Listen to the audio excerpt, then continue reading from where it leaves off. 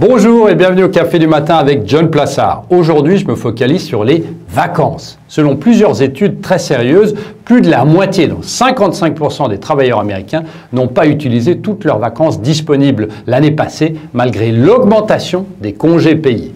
Au total, le nombre de jours perdus en 2019 s'élève à 658 millions. L'ironie est que ces jours de congés non utilisés ont un impact sur l'économie d'une manière dont nous ne sommes peut-être pas conscients. En renonçant à ces congés, les Américains offrent en effet des centaines de millions de jours de travail gratuits à leurs employeurs, ce qui se traduit par 61,4 milliards de dollars de prestations perdues.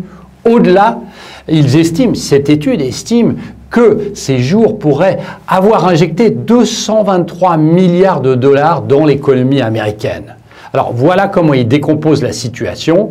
Pour répondre à la demande créée par les personnes ayant pris ces congés, il faudrait créer 1,5 million d'emplois supplémentaires. Cela se traduirait par un revenu supplémentaire de 65 milliards de dollars pour ces travailleurs. Les chercheurs estiment que le simple fait d'utiliser un jour de plus ajouterait 34 milliards de dollars de dépenses à l'économie américaine.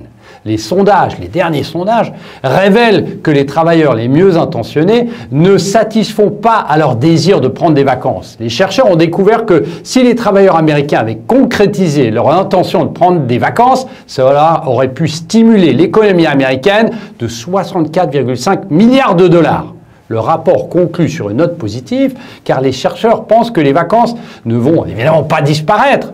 Ils ont aussi noté que le fait de planifier les vacances à l'avance permet de mieux les suivre et d'utiliser une plus grande partie du temps disponible pour penser à autre chose. En outre, la planification a permis de remonter le moral des troupes. Les travailleurs qui planifient leurs vacances sont plus heureux grâce à 9 facteurs, parmi lesquels la réussite professionnelle, la situation financière et l'embellie de leur entreprise. Pour contribuer à l'économie, je vais donc prendre une pause ce prochain mois pour les morning coffee et pendant un mois, ne buvez pas de café mais du thé froid à la plage.